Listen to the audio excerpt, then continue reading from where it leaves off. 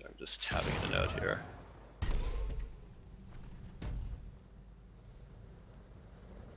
So, I don't know if we have someone who's... You said we have a coder in here? Yep. I don't know if someone's worked on the mouse control specifically That here. would be Matthew in the chat. Hello, Matthew. I don't know whether it's intentional or not, but at the moment the mouse input isn't what I'd consider quote-unquote proper mouse input, in that it doesn't replicate the your mouse movement kind of in a one-to-one. Like there seems to be some sort of lag on the mouse, and we can see that if go into your options under gameplay and disable look edge turn, just so we don't confuse that with the mouse issues. And then once you've done that, if you just move your mouse as quickly as you can to the right or to the left, you'll notice that you can move your mouse a lot faster than the reticle actually moves. And then if you move it and then pick up the mouse off the pad, you'll notice that it keeps moving even though the mouse has ceased sending input. It's as though it is catching up with the mouse movement. Now again, since it's a mech game, you know, Heavy Gear 2, or not Heavy Gear 2, Hawken had a turn rate cap where they limited your mouse movement because they wanted to replicate the feel of a mech. I don't know whether that is the intention here. That's the intention, yes. Okay. So, I guess my recommendation would be against that. Now, just hear me out. If any recommendations we make here, I mean, we're not coming at this from like particularly hard positions. We're not going to be sitting in your forums arguing or bitching up a storm because you made this gameplay decision or that gameplay decision. But from a competitive perspective, and from people who like mech games, from people who like, you know, skill-based games with high skill ceilings, this is how we feel, and of course you're welcome to disagree. So veteran FPS players, especially competitive players, they hate poor mouse controls, or they hate, I should say, mouse controls that don't replicate the movement exactly. Yeah. They'll immediately identify that something's wrong with the mouse, and they'll probably figure out, you know, exactly what's happening with it quite quickly if they're veteran mouse player or veteran FPS players. And then even your casual players will notice that something's like quote unquote wrong with it. They won't know exactly what it is, but it'll feel off to them. Hawken had implemented something similar, as I mentioned before, with the turn rate cap. The reticle speed basically was limited depending on your mech class. Worked a little differently. The reticle didn't catch up with surplus mouse movement, but there was a limitation. So we saw a lot of complaints just in-game, but also on the forums on Reddit. Like, my mouse is lagging, there's something wrong with my mouse, how do I disable negative mouse acceleration? Kind of, and Huruk can probably attest to this, it was just all over the place. And I can say that many veteran FPS players wouldn't touch the game because of those mouse controls. And that's including, like, Omni as a competitive team has been around for over a decade now, which makes me feel really old. But yeah, over a decade, and a lot of these guys have met in real life, and, you know, almost all of them at this point I've known for at least 5 years. I couldn't convince the majority of them to play Hawken with me. Simply because, and they're good friends, and they just said, no, Nept, we're not dealing with that mouse issue in Hawken. And so I brought like 3 over, and then we had to recruit in-game to actually play it competitively. And it was just because of that turn rate cap. So you're going to deal with or I think anyway, that you'll run into a lot of people who won't like the fact that you don't have quote-unquote proper mouse controls. Now, I'm not arguing that you should remove the torso twist limits. You know, obviously the torso, you don't want that wrapping around 360 degrees. But I don't think that implementing restrictions on the mouse will ultimately do much for high-tier gameplay. You're dealing with a game that has a high time to kill.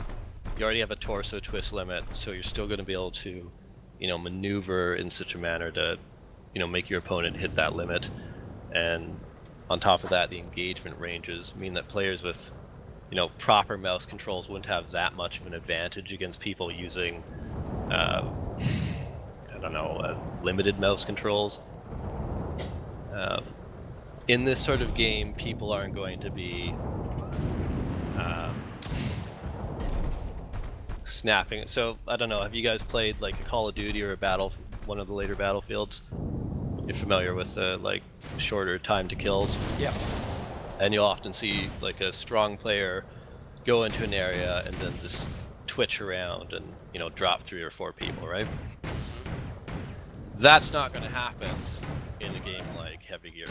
That's not going to happen in a game like Hawken because the time to kill, you know, is so long. You're going to move over to the player and then you're going to have to, you know, keep a trace on them for X amount of time until they actually die.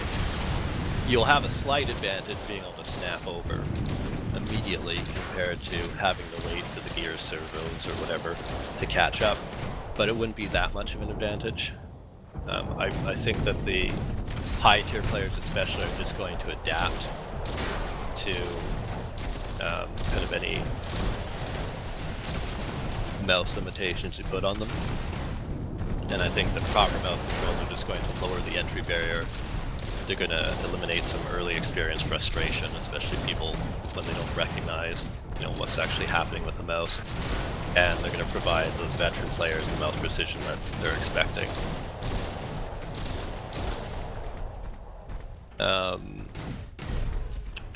Let's see here.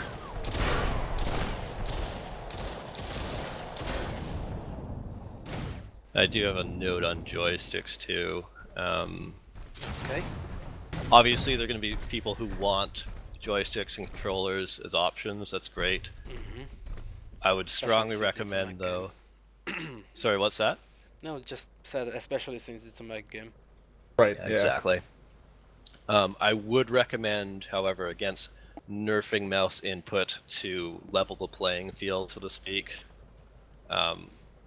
for people who are using joysticks or controllers.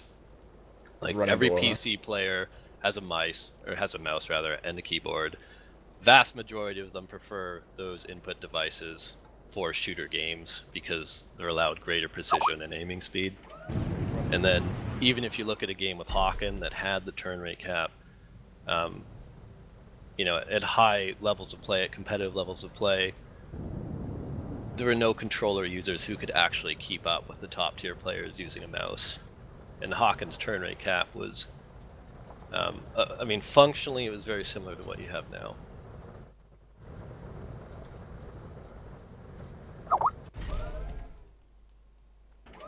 Yeah, I'm not sure what the reasoning is for the mouse controls being what they are. I mean, obviously the mech feel does factor into it, but I think you can achieve that mech feel without strict mouse limitation. It would look unnatural, right, if you know, the player were snapping around and the torso were just, you know, moving back and forth extremely quickly. But I wonder if there's a way to maybe turn the weapons instead quickly and, you know, keep the player's view attached to the weapons, and then maybe the torso can catch up. That is actually the long term. Oh, really? Okay. Fixing.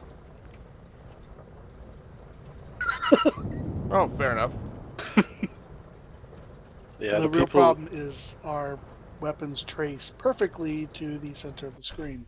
Mm-hmm. You can even abuse that right now with the third-person Yeah. camera.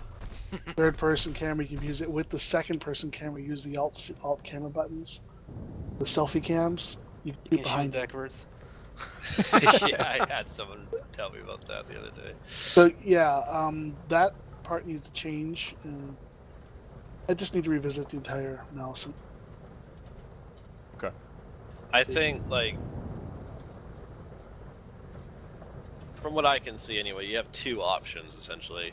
You're going to keep that torso twist limit on there regardless. Like, you won't be able to twist past 160, 180, whatever it is right now. That's actually the 180. That's or plus or minus 90. That's a hard art decision. I keep. Yeah, and I think that's the right decision. I remember that being in Heavy Gear too, and it means you actually have to pilot your mech, so to speak.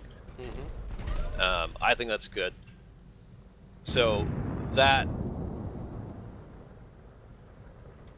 kind of that being as it is, I think you have a decision between whether you're going to implement like the quote-unquote proper mouse control that players, that a lot of non-mech players will expect, or whether you're going to limit the mouse in some way in order to emulate, like, I don't know, the gears, servos, moving the arms, or whatever. Well, the idea is specifically that you wouldn't get both weapons converging if you're too far ahead. Right. So if you have two weapons out, you'd only be able See. If you're Okay, twisting, you have to go fast. The left arm's going to follow. The right arm is going to be limited because it won't indent much further than normal. Right. Okay, I see. So Now, if you're dual handing like this, you won't get the second weapon. So you let it settle in place. Then you're good again. Okay.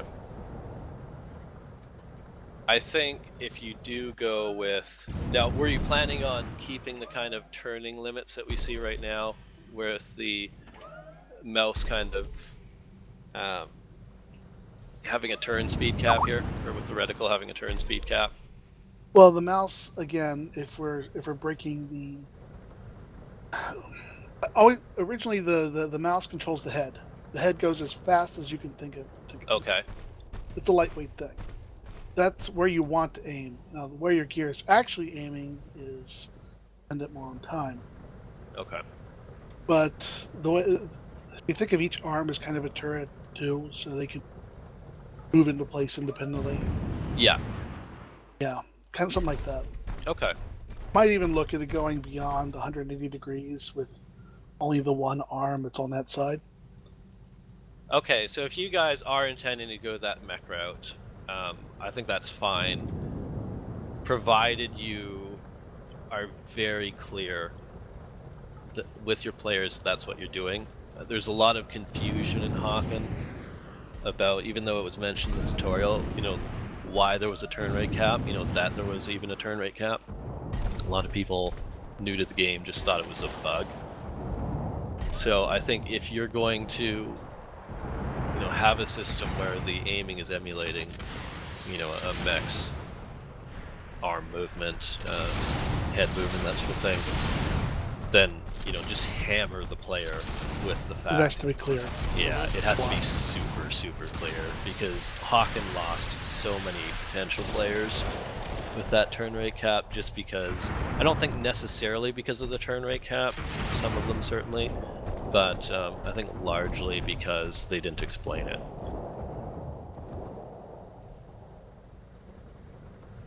Eventually, even the rates will be based on the total weight of the torso versus the capabilities of the hip.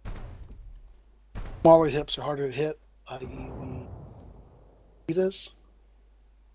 There's a definite benefit there because not for this game. Yeah, that would mean that you can actually customize your gears further with this. So for example, your ports and your loadout matters.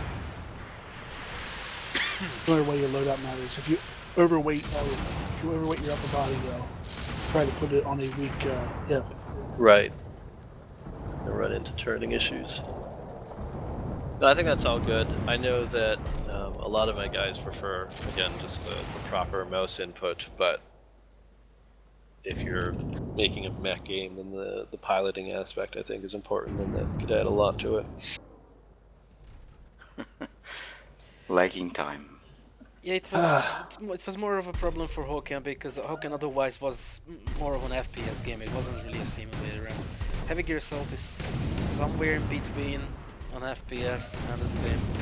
So Right. we really want to make it more accessible than really hardcore simulators. But in the meantime, we don't want to dump it down. Yeah, no, that's understandable. I think, I mean, I think it should be fine, provided, again, it's very clear to the players that it's explained why. I don't know, even if you had like some audio, you know, some players might find this annoying, but even if you had some audio cues that, you know, basically made it sound like your torso was turning. Yeah, As you're Hokan turning actually it. had that. Those servo noises when Yeah. when you were turning around, but it was or really quiet. overworked audio engineer. We just made more work for somebody. Yeah, Okay. he's already working on servo sounds. No, he's just slacking off, I'm sure. So if you're going that route, you're still going to need, and again, I understand that all of this is very early, but you're still going to need more options that are currently available in terms of fine-tuning the mouse. At the moment, the sensitivity options, it's just at like, what is it, 0 to 1 decimals. You have to like, And- remove it and then add it back in the control Yeah. menu. It's there's not a broad enough range to affect the range of DPI that people use on their mice. So, like someone, and this happens in a lot of games. Like, let's say you're using a low DPI, like 400 or something, and the game offers only like a sensitivity slider with maybe 10 or 20 steps. It's not going to be enough to necessarily tune it to the sensitivity that you want. So right now in Heavy Gear, all my guys have just been adjusting their DPI on their mouse in order to make the adjustments, and most new players getting into it aren't going to bother. Right, especially just gonna if be you like the mouse is don't screwed. have different profiles for games for your mouse. Yeah, exactly. Some mice just can't do that even now. Our users don't know how to do that. Both of my mice have buttons for this. Yeah, mine has. Don't design everything around gaming hardware like that. Yeah, like We actually had a question about the Spitting Cobra and what we're gonna have as a default bind for the machine gun built in it.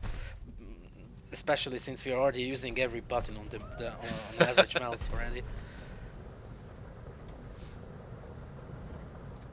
Yeah, that the concept art for the Spitting Cobra looks sweet.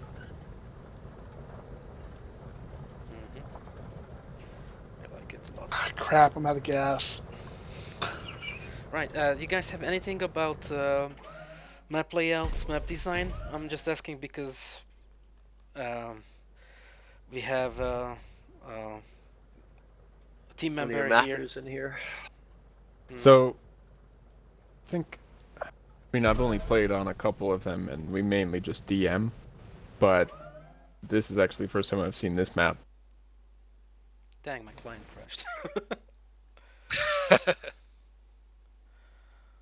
Okay, well, I don't know that we've really given it a good look.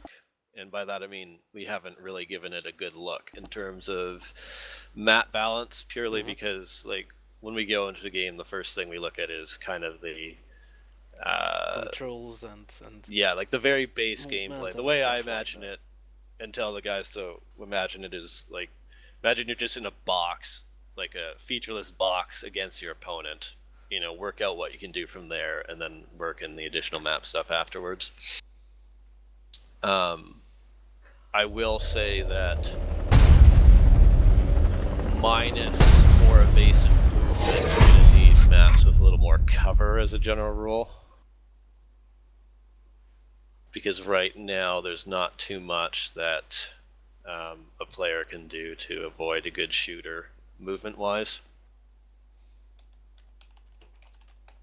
But I mean, mean, other than that, my favorite map's probably the winter one because my computer runs it the best. Eh, And that's the extent of my feedback there. okay. But I don't know, Zacius, have you run into anything? No, not really. I mean, maps run fine. That stress test map works for me, but not Nept. No. Cover-wise, how do you feel about the kind of city-looking area in this map? I like it. I like it a lot, actually. There's you know, a lot of stuff to run into. So if you get a new player that is, you know, using SMS and boost out of control, they're gonna get punished for it. So that's good. Yeah, that works both ways. You can use it as cover, and the noobs can also bump into things. Yeah, Snapple. Thanks, guys.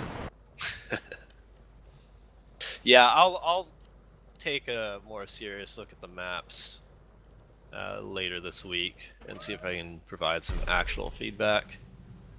I mean, for now, we as Zacia said, we've mostly just been dueling on them.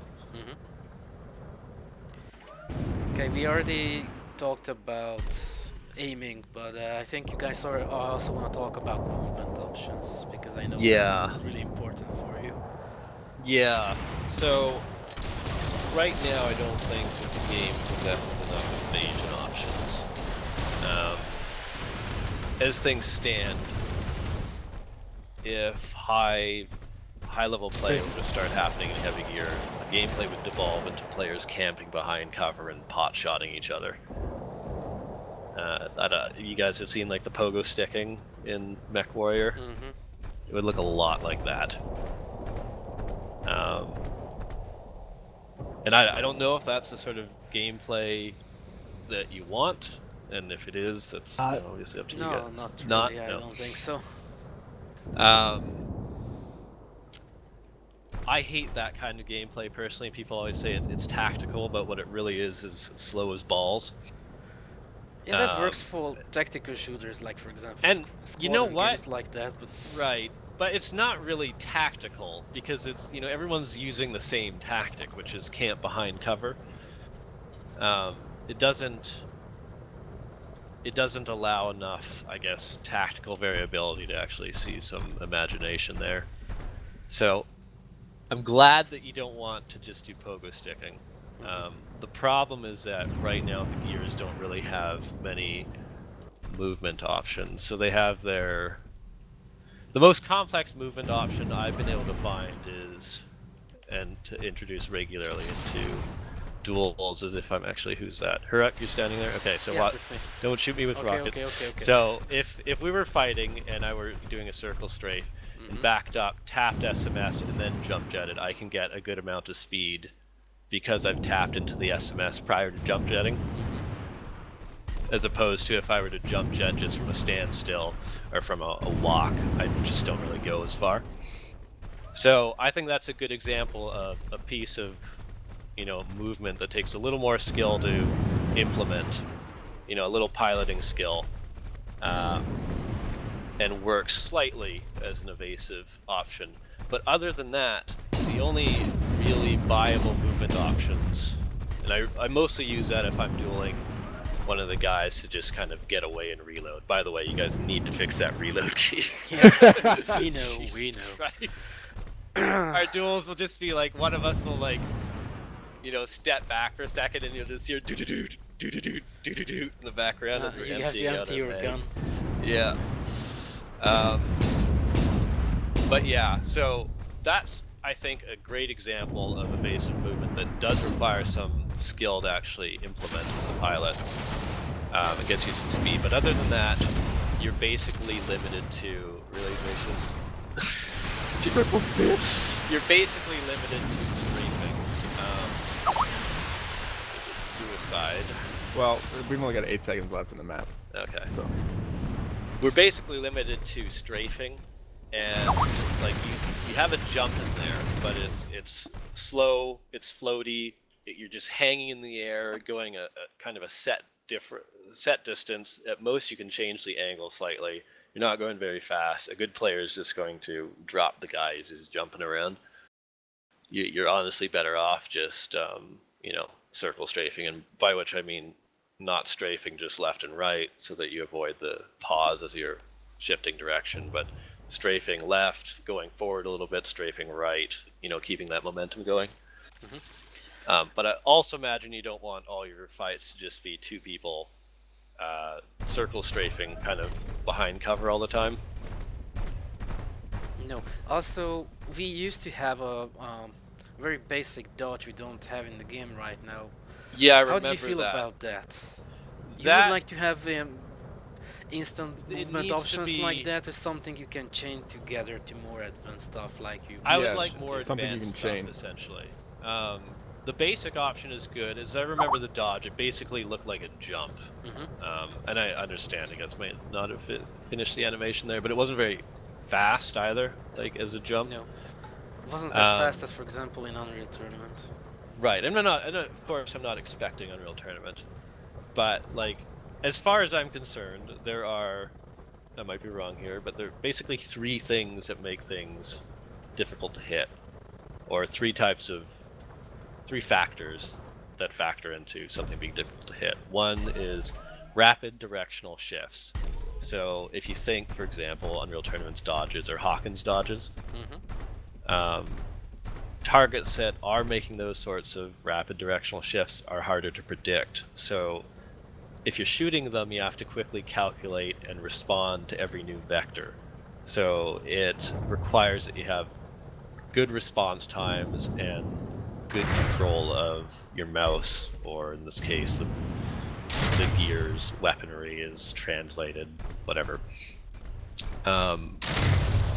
It allows someone to push more offensively on a defensive position.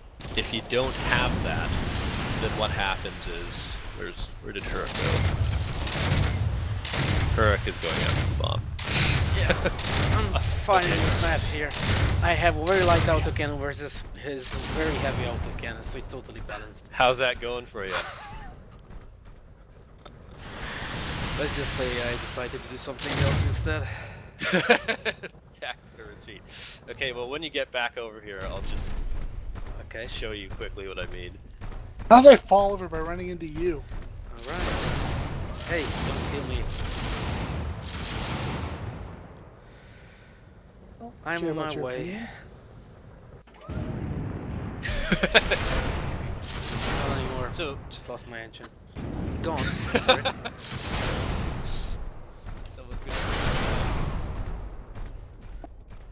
Okay, so if you think of a game like Battlefield or Counter-Strike with a relatively low time to kill, someone takes up a defensive position, and that's basically going to be behind cover somewhere. So imagine you're there, and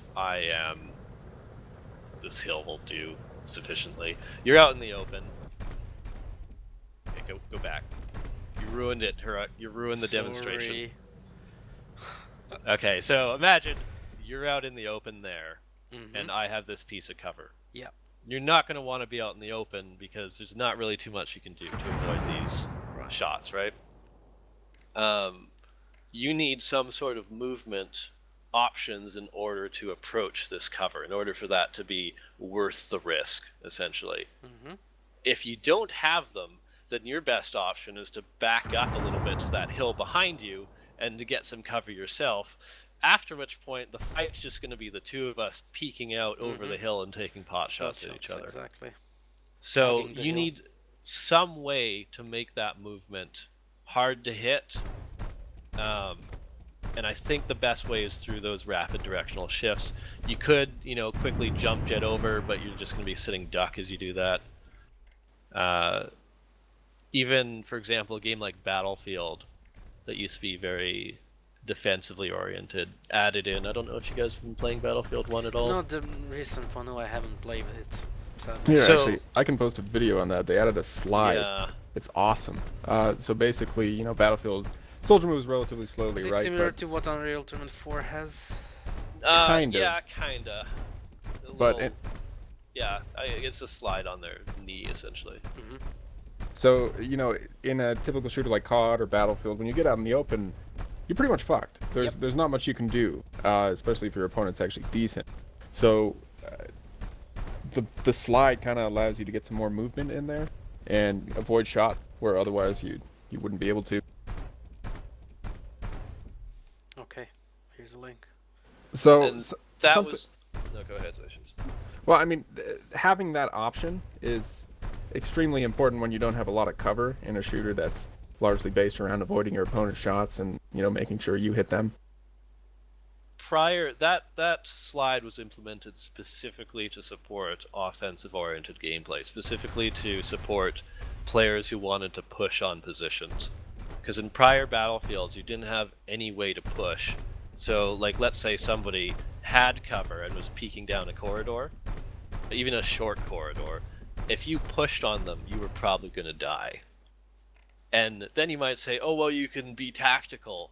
But the tactic, really the only viable tactic in that position is just to get cover yourself, and then for both of you to shoot at each other until one dies, and then you push up. So with Battlefield 1, you now have that option. You can be more aggressive, and you can slide around that corner and take the shots. And the person can still kill you. You know, it's not like you're immune to damage. It's not like moving quickly will Right, you're make you just immune a to smaller damage. target and a bit quicker and probably Exactly. harder So to against a read. good player, they're still going to probably shoot you. And that increases the skill ceiling, right? Because when you put that movement into the game, now, you know, as the player defending against it or trying to target it, you need to be that much better in order to hit it.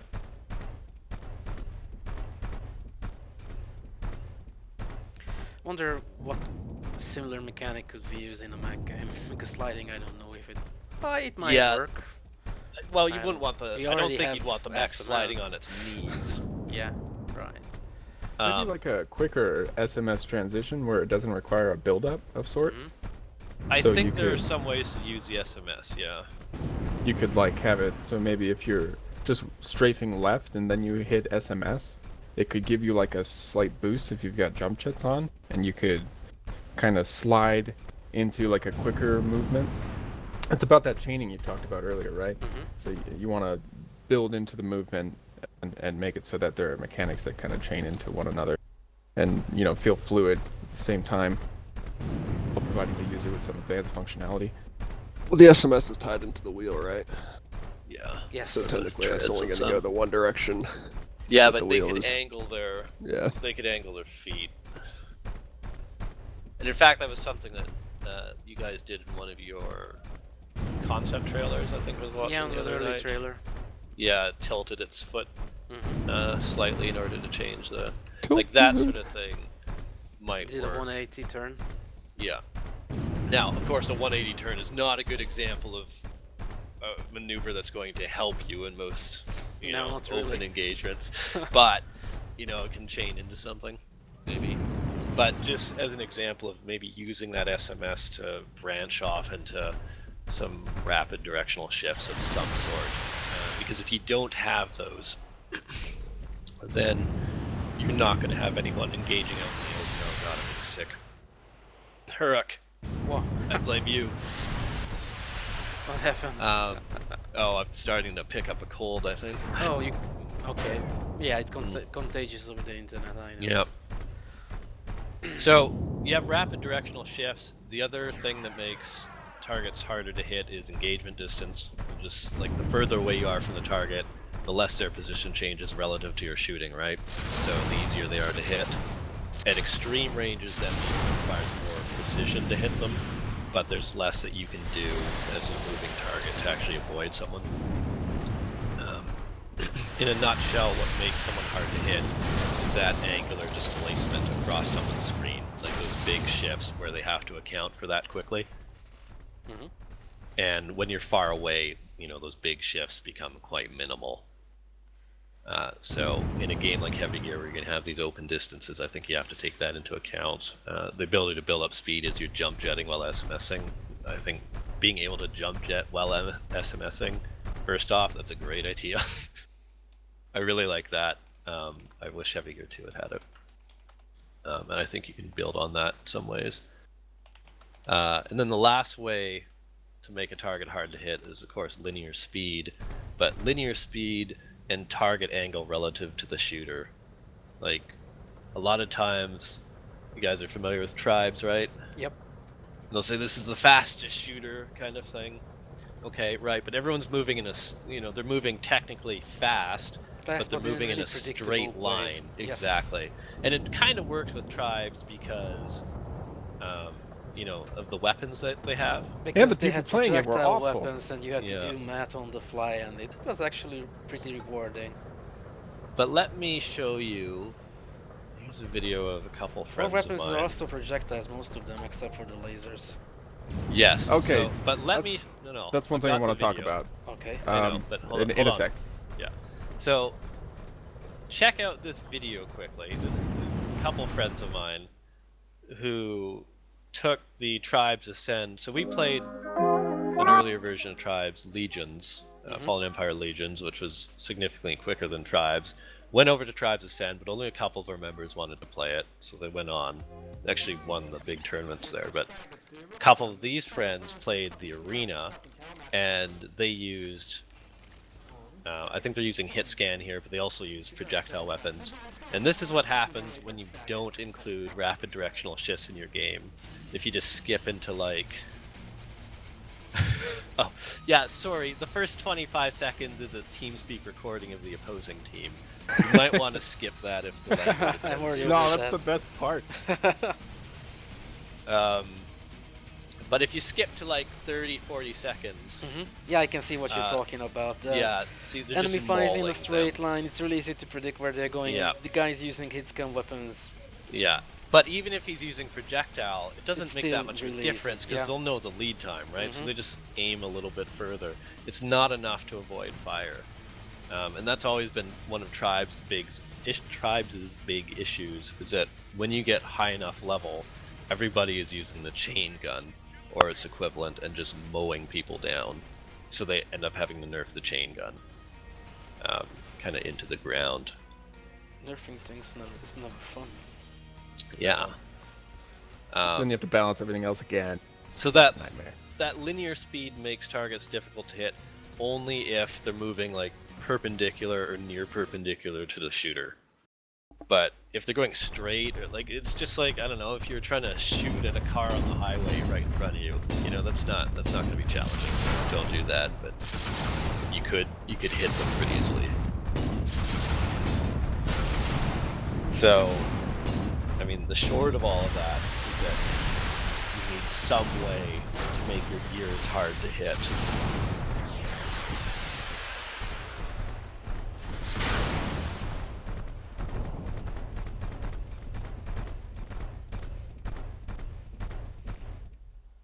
Yeah, I'd say, it's kind of, I imagine you're in a difficult spot because you have to lead in this game. Is everything a projectile? Almost everything's Except the projectile lasers. except for the laser weapon. Yes. Okay, so Most of them are really fast, actually. yeah, even leading against, I don't have that much experience with leading, but if a target's moving in a linear pattern, all you have to do is just get a couple shots off to see where it's going to land, right? So you can quickly adjust for a Yep. lead. So It works really fast with most weapons. The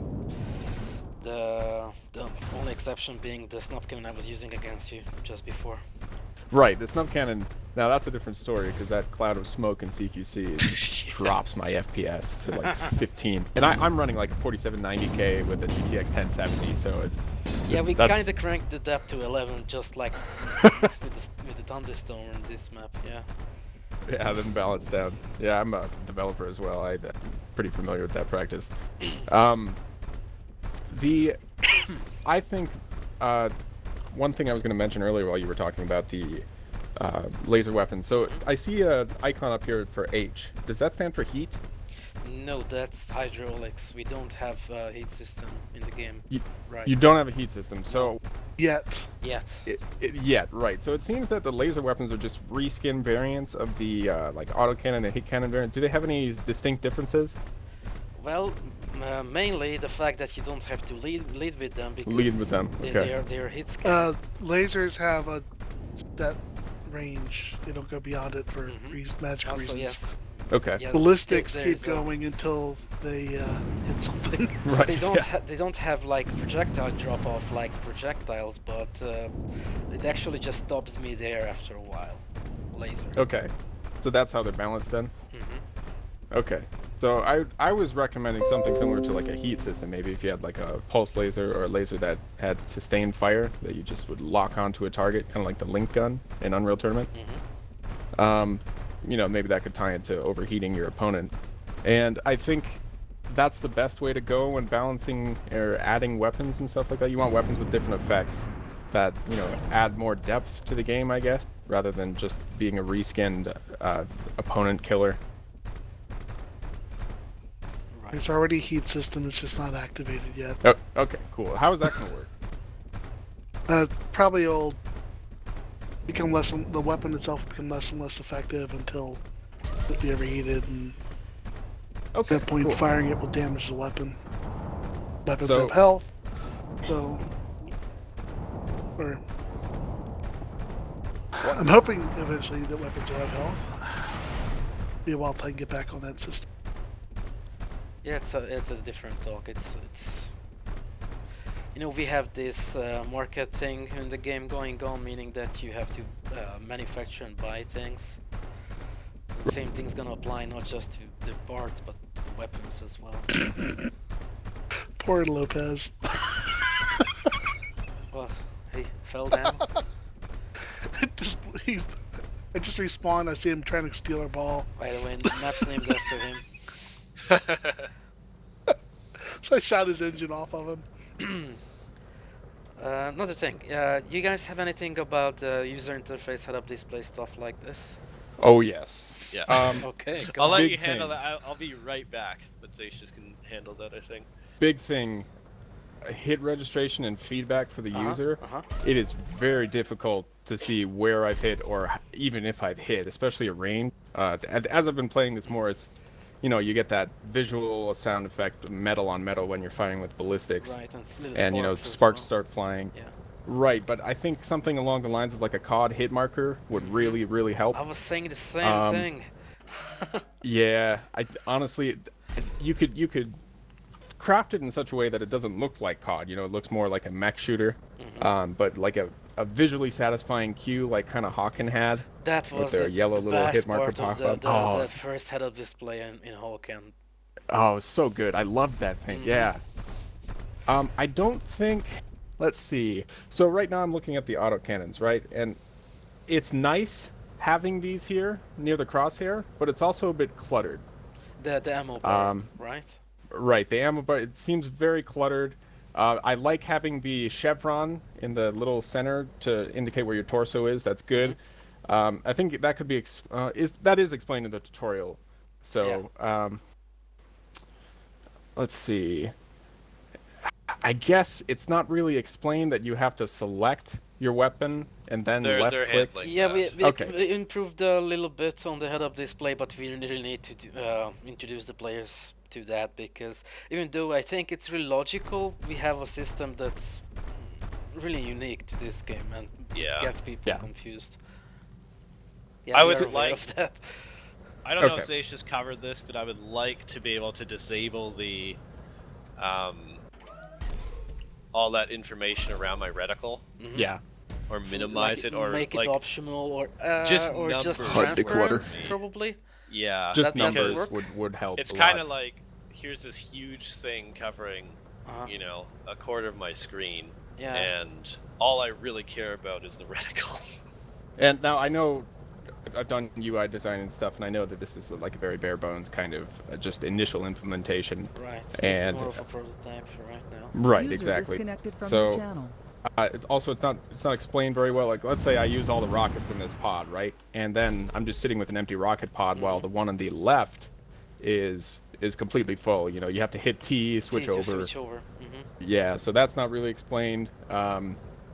Just, you know, general feedback stuff like that advanced players will be able to understand just fine. You have to kind of think from like a new player perspective if you really want to retain those players. Right. We definitely need a weapons tutorial that's gonna go into details about this stuff, but we can't really design things around that, because let's face it, if you don't force players to do the tutorial, they simply won't do it. The same thing. And even if you force players to do the tutorial, they they're won't going to do hit it, yeah. escape Mhm. and exit out, Right. and they're going to try to progress. Right. We also have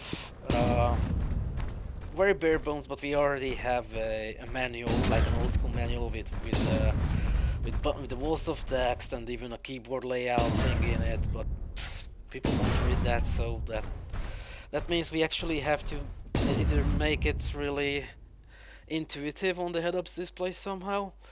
Like, for example, for the rockets, we already have this little green dot, or whatever your default color setting is, representing which one's selected, and now we even highlighting on the head-up display.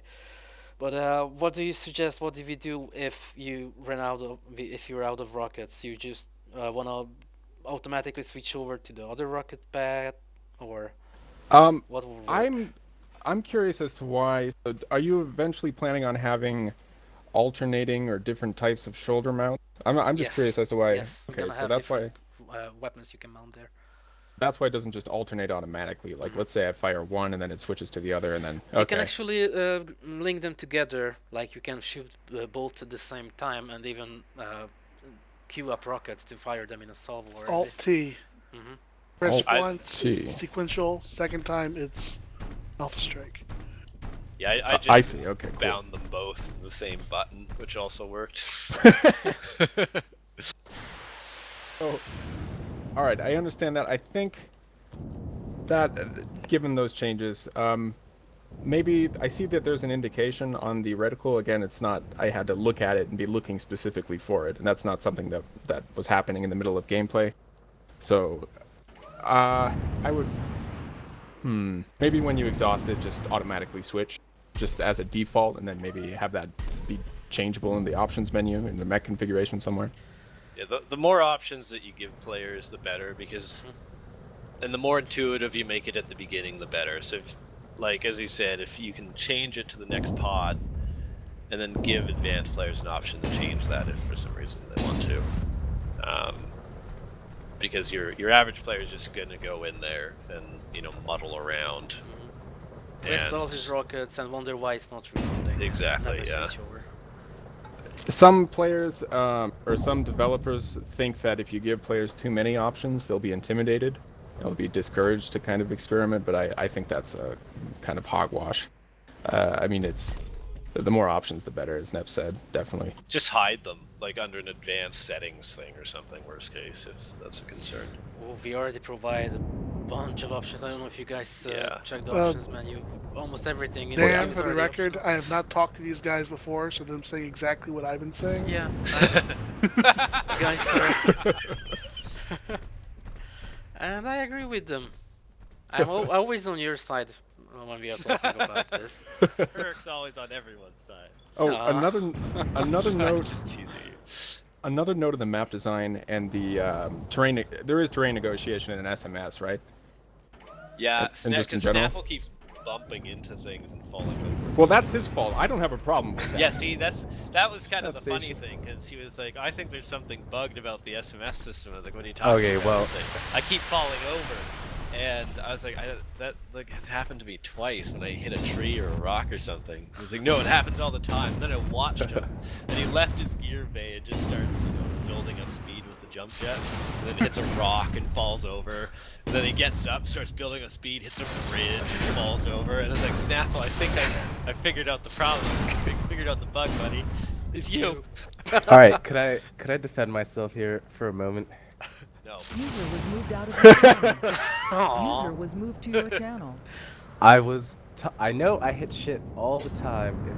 I'm acknowledging that, but when I try to, do a tribe-style ski up some terrains, which I feel I should be able to do, I will just fall on my face instead. If And that's what I was referring to, if more the than hills me are too hitting stuff. steep, you'll also fall over if you Yeah. hit them. And Like, And if you hit again, an enemy fast enough, you'll knock them over. I know, That's I've done that. really neat. So, as I was saying earlier about the terrain negotiation, what I was noticing on San Lopez's map before is if you time the SMS properly and you land on the downslope of a hill, you'll actually just go a shit ton faster. It's awesome. So the map design in that regard is great. I like, you know, being able to chain advanced movement because you're going to get an advanced player in there with perhaps a mech at the same speed as like a new player.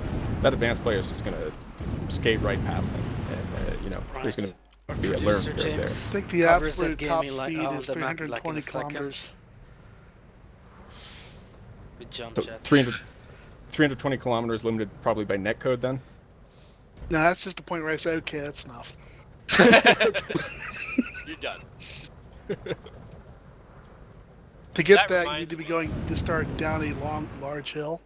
Huh? Only one we have is Tershal, and do chained jumps and SMSs. Oh, that's awesome. All right, fair enough. Okay, I'll make that my goal. What are you guys planning to do with the speeds of the lights? Like the lighter Like the cheetah, gears. the iguana, the gila, which you'll be adding next, right?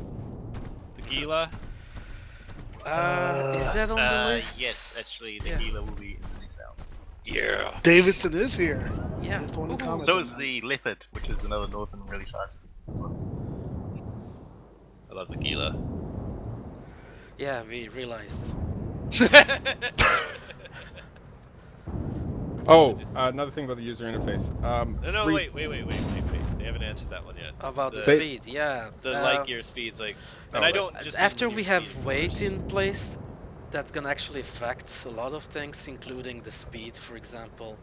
Not just Okay. weight, but also probably the output of the parts. But I'm gonna let Matthew answer this. Well, no, I haven't designed it yet.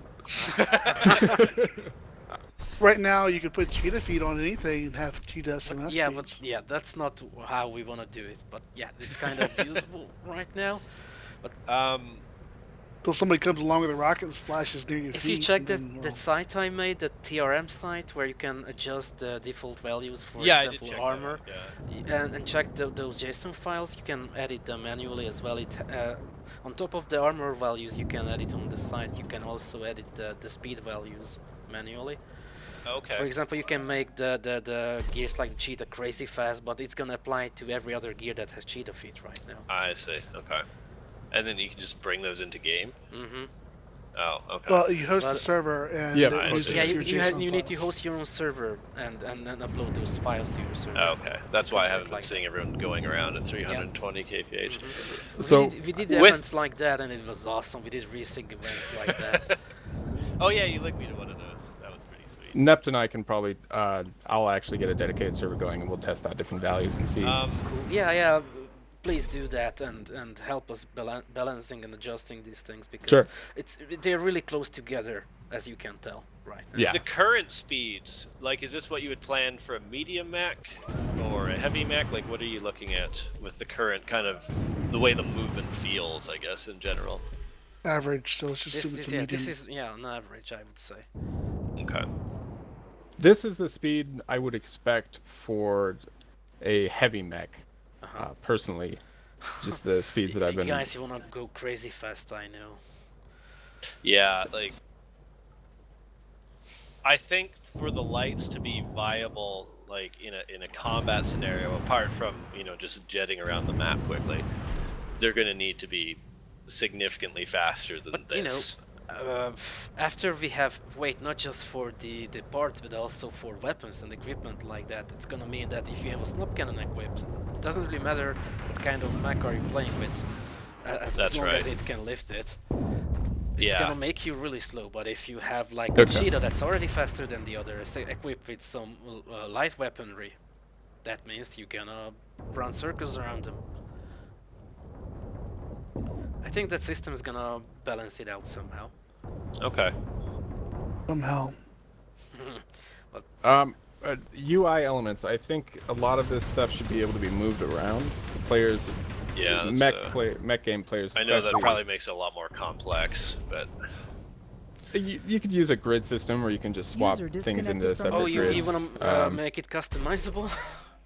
That's what you. They want a corner grid system. Most mech games have a corner Yeah, grid yeah, system. yeah, yeah.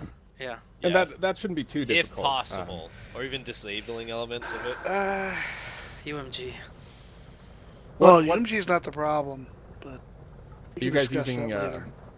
Like a custom HUD system No, integrated into? this is actually a new system we switched over. This is Epic's own solution right now. Previously, we were Oh. using something else. The UE4. Okay. Yeah. We were using a, I could mention a name, HTML HTML5 Mhm. that dropped us about 20 frames per second. Oh It really Jesus. killed the frame rate, and we couldn't keep up to date with the. But the hey, if engine you wanted to builds play because Angry of- Birds in it, you probably could.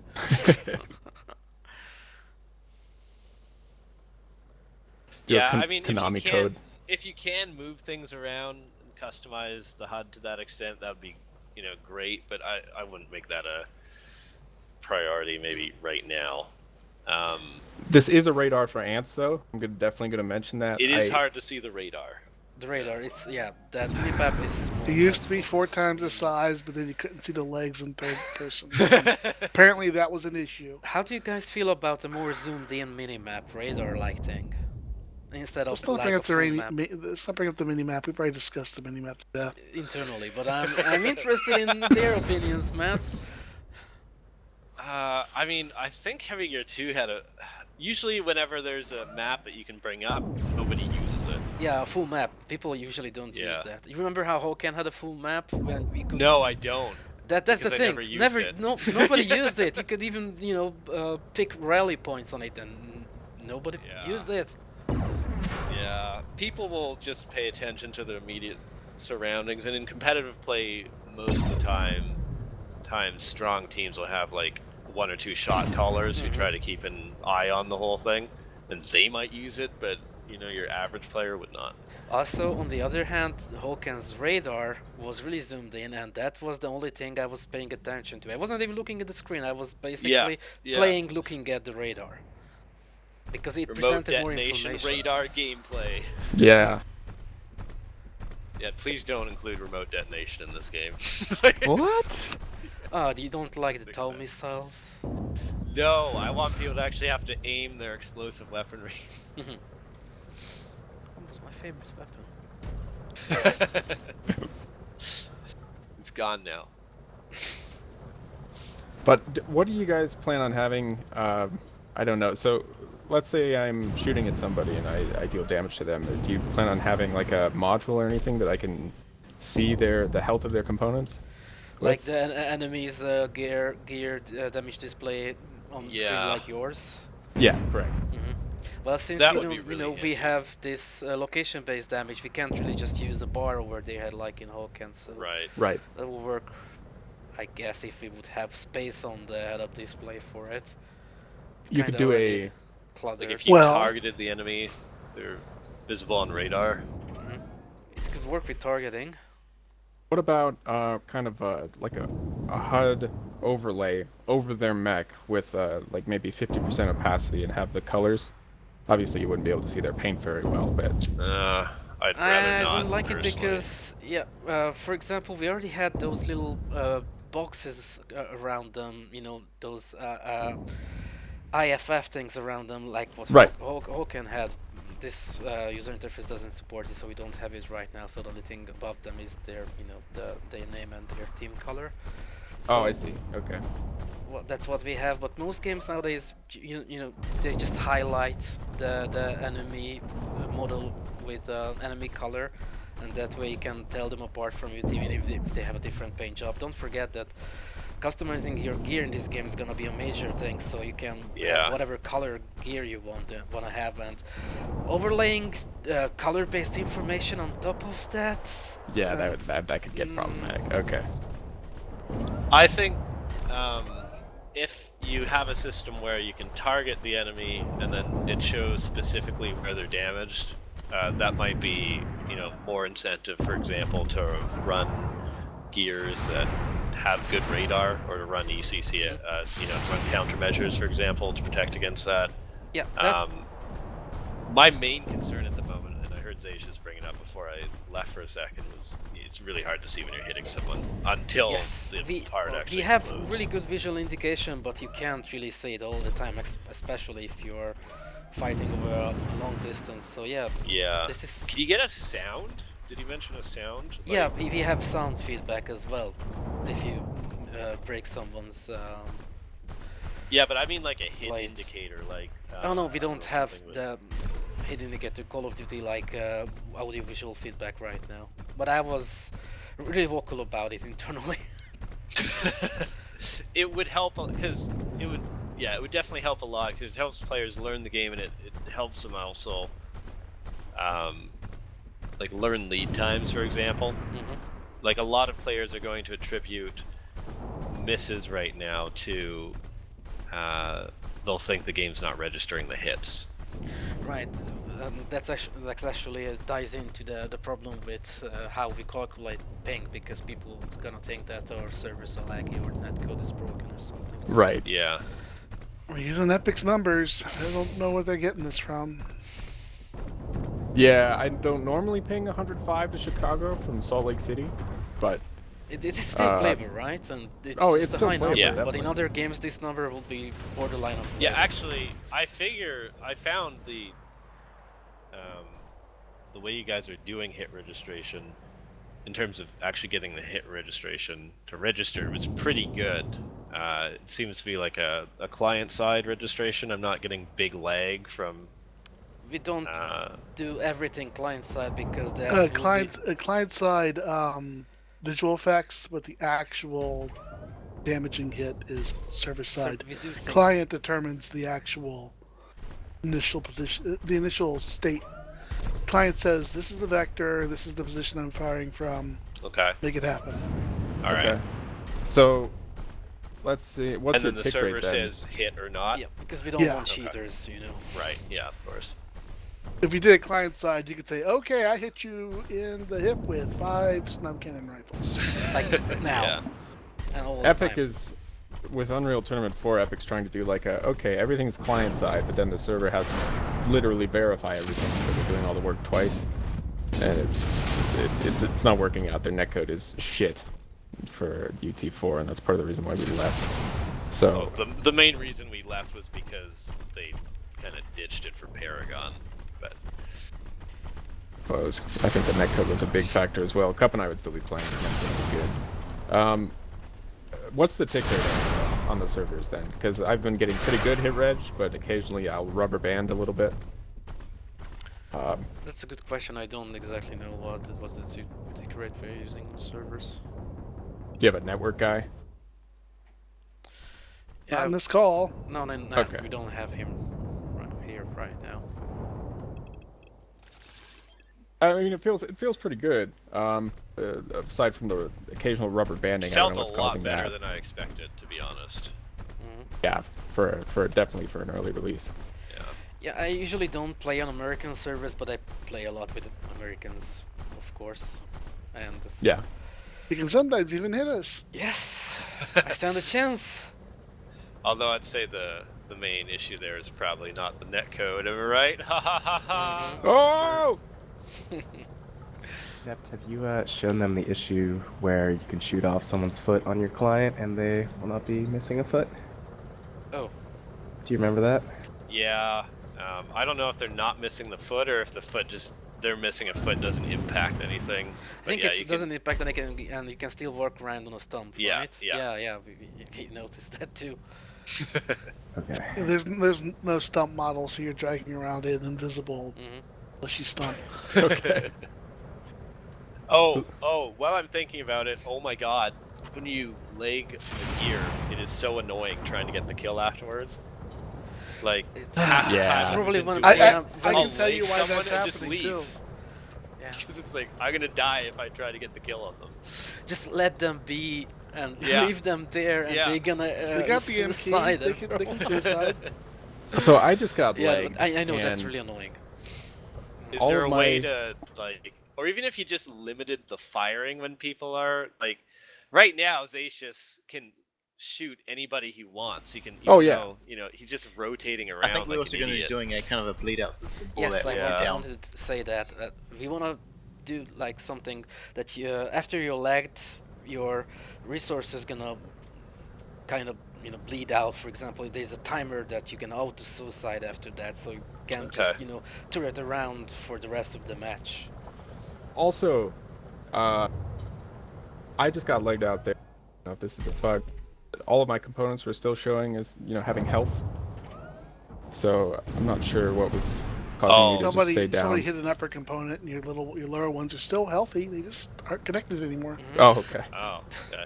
The other thing I noticed, if no one's brought it up yet, is the numbers show on the opposite leg. Like if I have a damaged leg at like, I don't know, 0, it'll show up on the wrong leg. on Everything the is overlay. Those debug numbers are really broken on the damage display right now. Killed I my don't know engine. why we are even showing them. Because I forgot to disable them. I'm teabagging you. That's my problem. Teabagging's way too slow. Gotta go all the way down to prone. I will say that Mega it perma feels, and I mean, I'm remembering a game from when I was like 14 or whatever the hell, but it feels a lot like Heavy Gear 2 in terms of the movement. So that's nice. Like coming back into it, it immediately felt familiar, and I actually ran into some old friends that I hadn't seen in like a decade and a half, just because they picked up this game, and they said the same thing. It did feel very Heavy Gear. So you guys are doing something right, definitely. Now, when you're strafing around and the view is bobbing with the aiming, that's intended, right? Yeah, but that's only a camera effect. It's a camera effect. Okay. Well, it's not going to affect. It doesn't affect your aim. It can be. It will, because it's moving his reticle. Yeah, it's moving the screen. It's it moving actually the reticle. does, because we are shooting where your reticle is. Right. Yeah. Take the Gatling cannon and run toward a wall while firing. Watch it go up and down, trace up and down. What Hawken had there was a slider that you could use to adjust how much it bobbed, actually, because that can be a bit disorienting. Now, it's not it was nauseating. really good for immersion, but that was the first thing I disabled after the Yeah. crane effect. Yeah. Well, as I said, it's not a camera effect. That's your camera attached to the body doing the bobbing.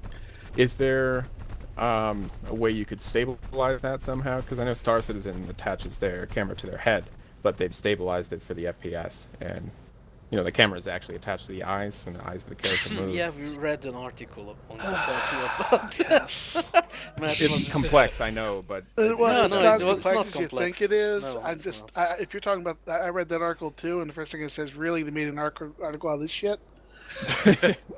Let's not Yeah, get into they details finally decided to do a about trace how from they did it, Matt. Let's just talk about how we want to address it. But the source of my confusion was instead of bobbing, I was thinking about the leaning camera effect you have when you're turning in SMS and stuff. I really like like that, by the way. There's I just think a that's camera sweet. effect. But yeah, it actually adds a lot to Yeah. the game feel. I know Zacius and a lot of people don't like the camera bob, but I feel if you're going for the simulator thing or the half simulator thing to the point where you're gonna want to have the arms catching up to the reticle, you kind of have to leave it in because you are. I'm not saying piloting take it something out. that's running around. I'm not saying take you it need out. to I'm just feel saying that you're piloting a Right. stealthy robot, And right? if you give people the option to disable it in any competitive setting, they're gonna remove it immediately because it's a disadvantage. Yeah, and that's gonna Right. basically mean that we have two different games back Yeah. in this one.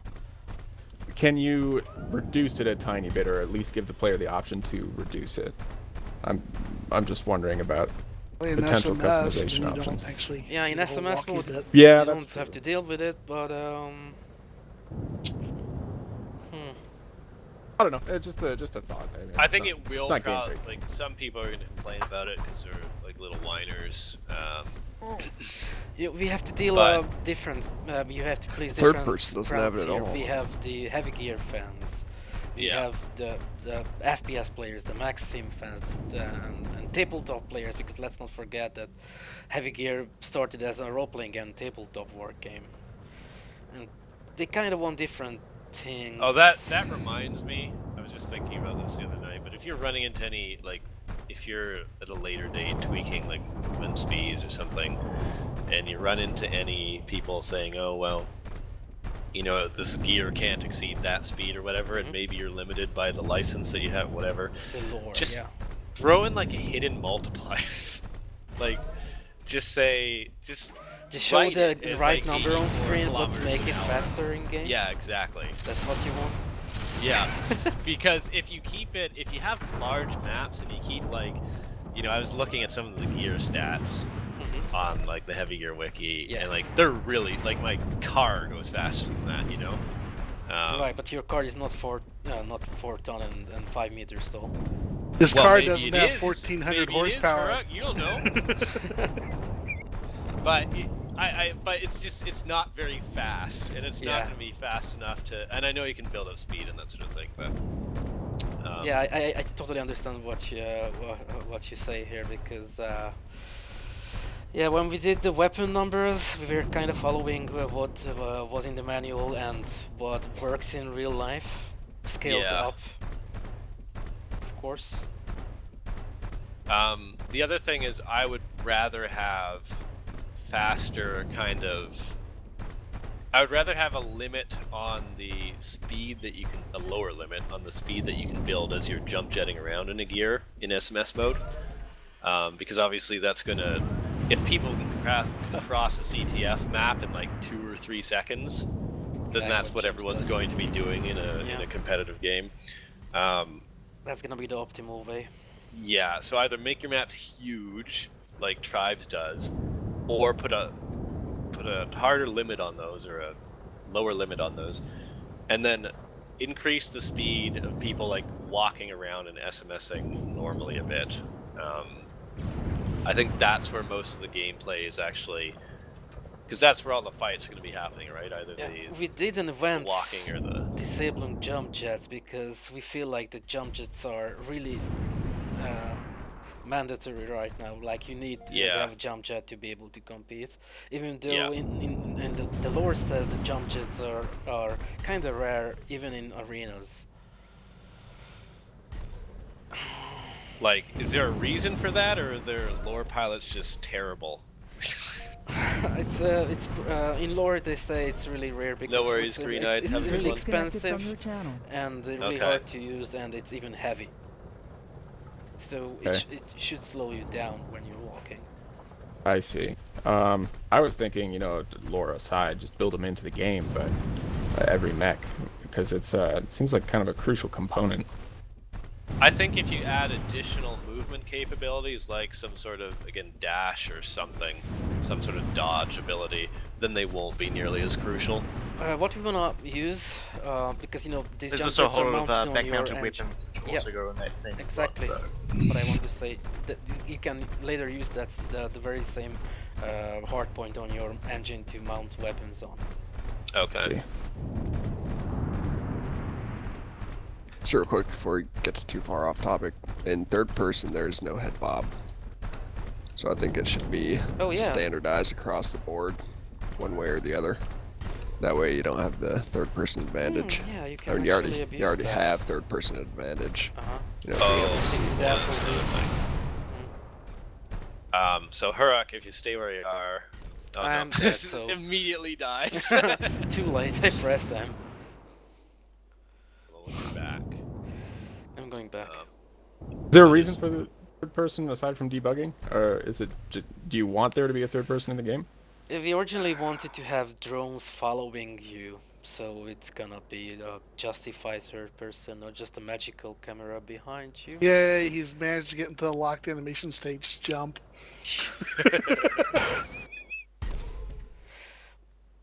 And I you can kill the drone on I other remember mechs, so AJK's threads about the third person advantage in Global Agenda. Let me show you. Games. I found a video the other evening of Planet Side. Let me show you why third person. Third person is a thing that especially new players are asking for. So I feel like if you remove it completely, that's gonna cause an outcry on their part. I think you can have servers where people can choose to disable that server-wide. Yeah, as That long as you is have that, and likely. honestly, if you're running any sort of competitions, disable that shit. 'Cause Yeah. I've linked the video here, it's time-stamped. You'll know, this is PlanetSide 1, which ran into this problem. So you could go into third person, and you'll see he's just camping a corner. And then when he sees someone come up, he goes into first person, just steps out and shoots him with a shotgun. So he's able to get a view of... I actually do it myself. You can when see we stuff you play shouldn't be able to annexation, see. Exactly. Matt. I do the same thing when I capture an annexation point. I switch to third person so I can see over the generator I'm capturing. And that, in a competitive scene, is a problem because you're not having to expose yourself to any risk, and there's no way for them to see that you're there. So you're just gonna remember the little hill demonstration we did. You're gonna have that, but people are gonna be in third person, watching from cover, and then when the person's out in the open, they're like, "Oh, surprise!" It's like a built-in ball hack. Yeah. This is why I say, this is why we need James and Vincent here. We can talk all about MechWarrior 4. Well, Yeah. you can always bring them in later. We're happy to go over this. The little thing called Pop-Tarting, which was so capable because That was a good time. third person, perfect third person, there was a bug where you crouch before you jump, and even somebody watching you with radar on would not notice the animation until you just slightly crested their eyes and put shots in them. Yeah, it's and you know, any competitive players are going to be as lame as possible to get, you know, as a general rule, to get even non-competitive play. Just veteran players will start doing that. Every advantage they can, as a general rule. Like in Hawken, in the leagues we ran, people for a while tried to set. You remember the repair view, Huruk? Yep. They'd set it so that they can, as far away as possible, and see like almost 360 degrees around their mech. And they damage themselves so they can go into repair. Yeah, yeah. And I mean, you could call that tactical if you want to be wrong. it's just lame. I mean, there is some risk involved because you damage yourself, but yeah. You damage yourself very slightly and are entering a repair state. We got a splinter. Can I have a full map of the enemy's positions? It's going to be a problem. I know that people want third person, but fuck them. Well, I mean, maybe have it as I don't care.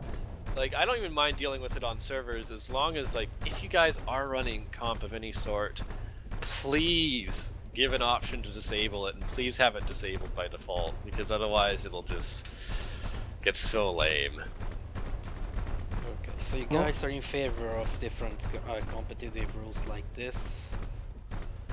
Yeah, like, I think comp needs to be somewhat structured differently from the main game as a general rule. Not for heavy gear specifically, but for any game. Battlefield, for example, right now, there are two really powerful assault guns, the Automatico. This is a World War I game, and this gun fires at 900 RPM. And they have a shotgun that hits up to like 20 yards. Those things in a competitive setting would have to be limited, or else literally everyone would run them. And in the game proper, it doesn't really matter, but in a competitive setting, everyone would just run Automatico shotgun. Right. And it wouldn't be very interesting. So you need those different rules, I think. And you need them as a server-side setting. Yeah, definitely. Because otherwise, like, how are you going to check if someone's in third person, you know? Right. Can't really enforce it otherwise. Yeah. Oh, I'm bugged somehow. I don't have the bob anymore. Still want to see that camera drone tested though, see how that plays.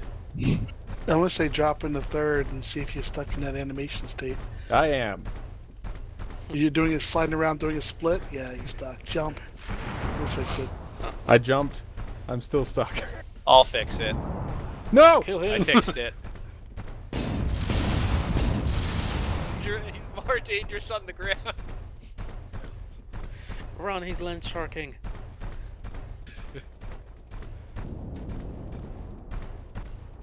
But yeah, like, again, I think it's a solid base. I was pleasantly surprised with the movement. Well, like the way the movement felt. I really like the fact that you can jump jet in SMS mode. Basically, if you're going the sim route, then you know, as long as we have more options to fine-tune the mouse, that's fine. And as long as you are very clear to your players about what you're doing with the mouse controls, I think that'll be okay. You need more movement, I think, or high level is just going to devolve into camping, and more evasive movement specifically. And then the third person, that needs to be, you know, out for competitive play, or again, just camping. Now, I will say it'll be mitigated a little bit by the fact that there are higher times to kill in this game than, you know, in a game like PlanetSide, generally. Yeah. But it'll still be a problem, because, you know, if you're starting the fight with a snub cannon in your face, then... Oh no! Still can't hit something with a snub cannon reliably in that case, but... Yeah, that's true. Although I think it would be a little easier with, the smoke gun. Yeah, that's a quite recent addition, and I was able to hit with it better without these really fancy, cool particle effects I really like. I shoot it like once, and my computer's like... You're like, alright, well, back to the cannons. He was trying to capture the, if you've ever watched YouTube videos of large cannons firing, how basically all the dust in the ground around the cannon just starts. Oh yeah. I think it's a really neat idea. We just need to It tone it is. down and optimize it. It just a needs to little be bit. optimized real good. In fact, Because it actually, even without changing the actual values on the gun, it still has the same damage and rate of fire, right? It feels more powerful because of this freaking effect. Yeah. And that's even a bit of a downside if you want to use it in CQC, you know, and really CQC where it's quite powerful.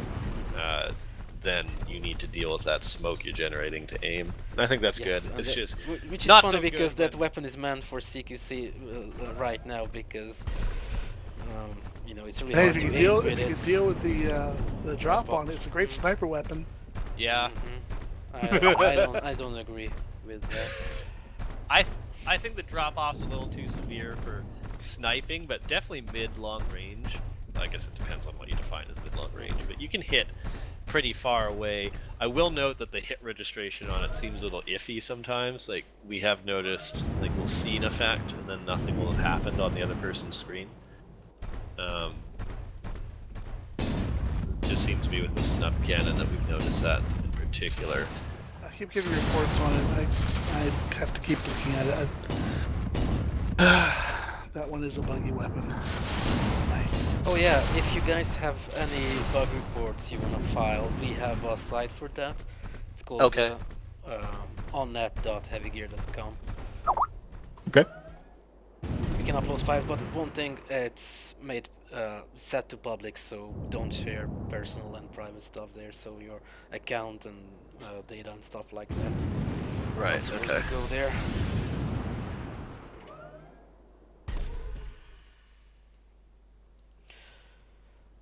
I think we covered everything we talked previously. Yeah, I think so. Okay, cool. I was recording everything and I'm gonna take notes and make it more readable for the devs. Hey. That sounds good. I wrote up some notes too. Cool. Oh, yeah. Please send it over. I'm gonna stop recording now.